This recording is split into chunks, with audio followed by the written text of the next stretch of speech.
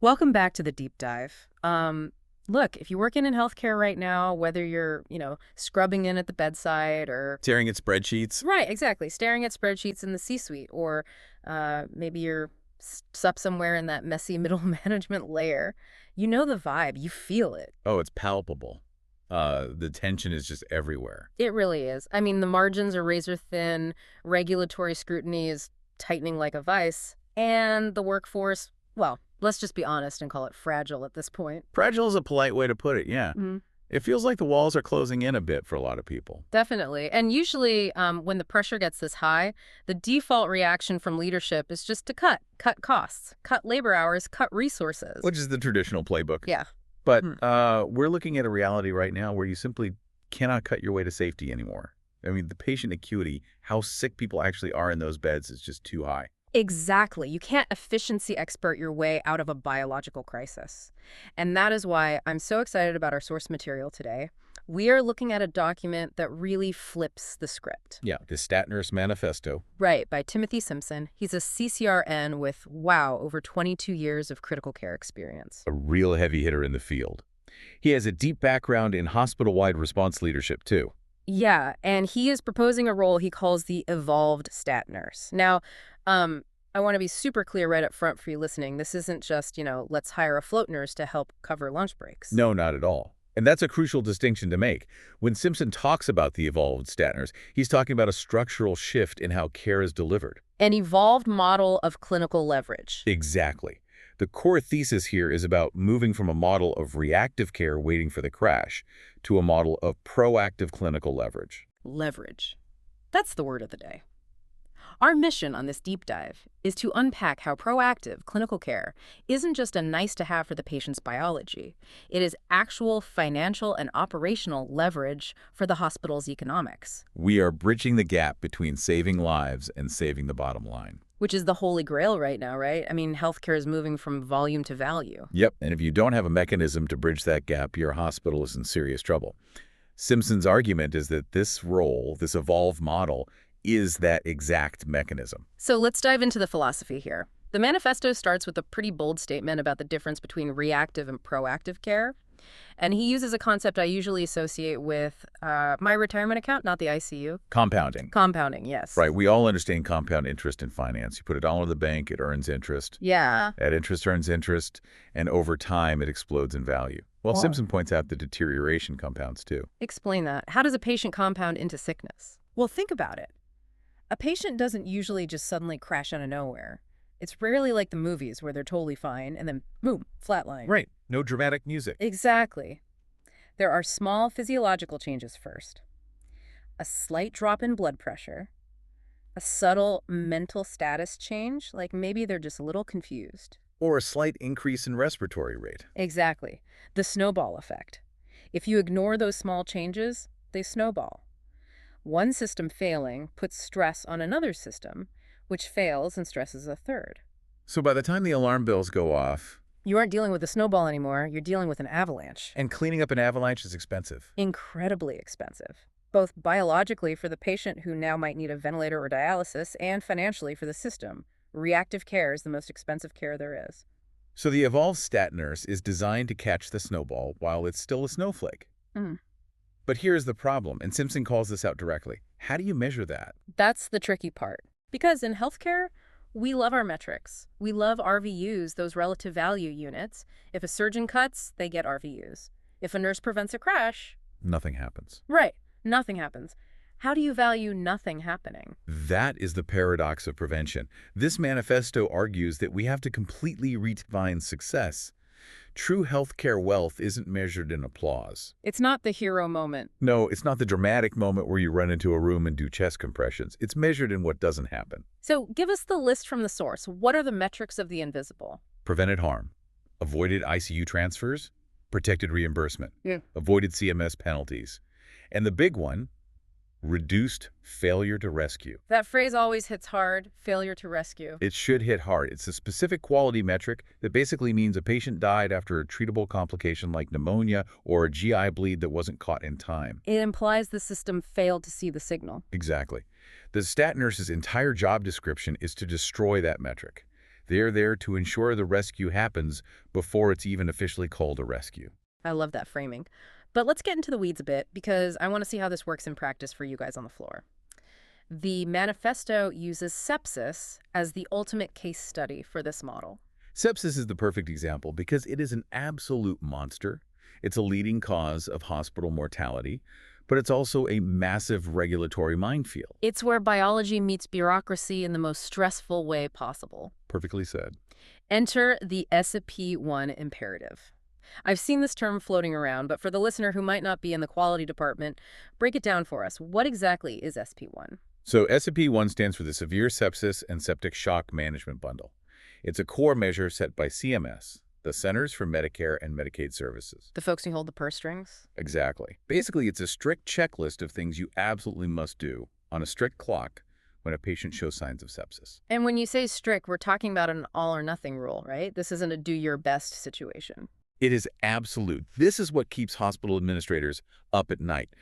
Let's look at the specific bundle elements to really understand the pressure. Okay, lay them out. First, you have to measure lactate levels. Got it. Then you have to draw blood cultures, but specifically prior to administering antibiotics. Because the antibiotics would ruin the culture. Right, and then you have to actually start broad-spectrum antibiotics within a very specific time window. Okay, that's 3. And the fluids, I know that's a big one. Huge. You have to administer 30 milliliters per kilogram of crystalloid fluids if the patient had hypotension or if their lactate is 4 or higher. That's a lot of fluid to calculate and hang fast. It is. And finally, you have to repeat the lactate measurement within 6 hours if the initial one was elevated. Okay, so that's a lot of moving parts. It's a ton of moving parts. Now, here is the kicker. If you do 4 of those 5 things perfectly, you save the patient's life. They walk out of the hospital happy, but you miss the window for the second lactate check by 10 minutes. You fail the entire measure. 0 credit. Total failure. Wow, that is wild. And that failure hits your public reporting, your quality scores, your value-based purchasing, and ultimately the hospital's reputation and reimbursement. It creates this incredibly high-pressure environment where nurses feel like they are treating a checklist, not a patient. They're just running around scared of the clock. Exactly. But here is where the manifesto gets really interesting. Simpson flips the script on how to handle this exact problem. This was the aha moment for me when reading it. He says, quote, "Master physiology and compliance follows," end quote. What does he mean by that? He's saying that the checklist isn't arbitrary. It actually tracks with the biology. If you stop obsessing over the paperwork and focus on perfusion. Which is getting oxygenated blood to the tissues. Right. If you focus on perfusion, the checklist takes care of itself. So instead of trying to game the measure, you just fix the physiological flow. Precisely. Yeah. Why is the lactate high in the first place? Right. Because tissues aren't getting oxygen. Right. So if the stat nurse intervenes early, optimizing fluids, ensuring antibiotics are in now, not in an hour, the patient's perfusion improves. And when perfusion improves, the lactate trends down naturally. The hypotension resolves. You aren't chasing the chart anymore. The chart is just reflecting the good care you already provided. that sounds so much more sustainable. It's taking the focus back to the bedside. It empowers the clinician. It makes the scary government mandate feel manageable because you're just doing your job, which is fixing the physiology. Master the biology, and the economics fall into place. Exactly. Speaking of economics, we promised to talk about the money. Because usually, when you pitch a new role like this to a CFO, they see a salary line item, another expense, and they flinch. They do. They say, we can't afford another full-time equivalent. We're cutting back, not adding. That's the standard response everywhere. But the manifesto argues that clinical leverage is financial leverage. And he brings receipts. This isn't just feelings, it's actual math. Let's look at the cost of failure. Yeah, according to the data in the source, what happens financially when a sepsis case goes bad? If a patient progresses from simple sepsis to septic shock, the cost of care increases by approximately $30,000 per case. Wait, let me pause you there. $30,000? That's not the total bill. No, that is the added cost. That is the premium you pay for letting the patient get sicker. That's the cost of the deterioration. And readmissions. Anywhere from $15,000 to $18,000 per case. And usually, the hospital eats that cost because of readmission penalties. If they come back within 30 days with the same problem, CMS says that's on you. Exactly. Those numbers are staggering when you multiply them across a year in a busy hospital. So let's run the conservative estimate that Simpson lays out in the source. This is the what-if scenario. Okay, let's do the math. Let's say you hire this evolved stat nurse, and let's be incredibly conservative. Let's say they prevent just 2 ICU transfers per day. Just 2 patients who stay on the medical floor instead of going to the unit. And ICU beds are the most expensive real estate in the building. Correct. Now add in, let's say they reduce the length of stay by just 1 day for 2 patients. Okay. They insure 1 fully compliant sepsis bundle per day, so you don't get dinged by CMS. And let's say they prevent 10 failure to rescue events in a whole year. Just 10 events in a whole year? That actually seems really low. It is very low. Oh. A good stat nurse does more than that in a month. But even with those conservative numbers, when you compound the savings, avoided penalties, protected reimbursement, open bed capacity, the financial protection reaches into the millions of dollars annually. So the salary of the nurse, let's say, what, 100,000, 120,000, is a drop in the bucket compared to the millions in risk they are mitigating. Exactly. You are spending pennies to save dollars. It's an insurance policy. Clinical volatility insurance. That's a great way to put it. Yeah. You wouldn't run a hospital without fire insurance. This is hedging against the chaos of the human body. And that math just covers the direct costs. We haven't even touched the intangibles, the things that don't show up on a spreadsheet immediately but kill you slowly over time. Litigation. That's a massive one. The lawsuit you never fight is the cheapest one, right? Precisely. If a patient dies from a failure to rescue, a lawsuit often follows. If you prevent the death, you prevent the suit. And then there's reputation. Magnet status, leapfrog scores. These things determine if patients choose your hospital for their elective surgery. You can't buy that kind of marketing. You have to earn it with outcomes. There's a phrase in the manifesto I highlighted and circled, compounding invisible wins. It feels like this is the hardest part to sell to a board because, by definition, they don't see it happening. It is the hardest part. Board members see the code blue. It's dramatic. People run down the hall, announcements blare overhead.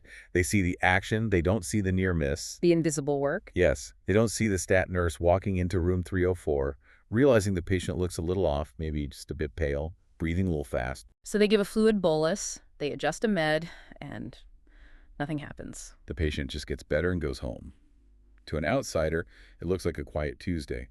But what actually happened was a disaster was averted. Or maybe the stat nurse helps get a discharge out by 2 p.m. Which opens a bed for the emergency department, which improves throughput, which lowers wait times. Exactly. These are small, invisible wins. But over a year, that structural change becomes efficiency. Over 5 years, it becomes culture. And speaking of culture, we have to pivot to the workforce. Right. Because you mentioned at the start that the workforce is unstable right now. Burnout is at an all-time high. I feel like every nurse I know is running on fumes. It is a crisis. And burnout is incredibly expensive.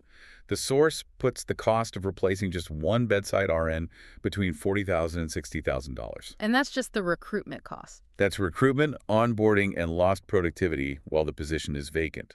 And frankly, that estimate is probably low in today's market. So how does the stat nurse fix this? Because they aren't HR. They aren't throwing pizza parties in the break room. No, thankfully, no pizza parties. They provide something much more valuable, psychological safety. Break that down for us. Imagine you are a new grad nurse. You've been out of school for 6 months. You have 5 patients. One of them starts to look bad. You are terrified. Because you don't know if you should call the doctor yet. You don't want to get yelled at if it's nothing. Exactly. You feel completely alone. That is a terrible feeling. I think anyone who has been new at a high-stakes job knows that exact pit in the stomach. Now imagine you can call the stat nurse. They come up, not to take over, but to support. They say, I see what you see. You're right to be concerned. Let's do X, Y, and Z together. Suddenly, you aren't alone. You're learning. You feel safe. You just prevented that nurse from quitting out of fear or frustration. Yeah. You reduced crisis fatigue. So if you retain just one nurse a month because they feel supported and safe, you have likely paid for the entire stat nurse program. Precisely. Simpson writes, retention compounds. So does turnover. That is a powerful line. Retention compounds. If people start leaving, it puts more pressure on those who stay, so they leave. It's a death spiral. And the stat nurse acts as the circuit breaker for that spiral. It creates a virtuous cycle. Stability breeds stability. When nurses feel supported, they stay. When they stay, they get more experienced. When they are more experienced, patient outcomes improve. This brings us to a concept Simpson calls dual fluency. I really like this because I think it applies to almost any industry, not just healthcare. It's about being bilingual in your own business. It is absolutely essential for modern healthcare leadership. The manifesto states clearly, Uh-huh. you can't just be clinical anymore, and you can't just be finance. You need both. The listener needs to understand two languages simultaneously. What are the pairs he lists in the document? Well, think about it. You need to understand cellular metabolism and payment reform. Okay, let's unpack that one. How do those two connect? Cellular metabolism is the engine of life. If a patient's metabolism is crashing, like in sepsis or shock, they are consuming hospital resources at a massive rate. Right. If you fix the metabolism, you stop the resource drain. That is payment reform. You're aligning the biology with the budget. That makes perfect sense. What's the next pair? Perfusion and outcome-aligned reimbursement. And the last one? Deterioration patterns and contribution margin pressure. It's really about translation. Yes. The stat nurse sits right at that intersection. They are translating the biological reality of the patient into the financial reality of the hospital.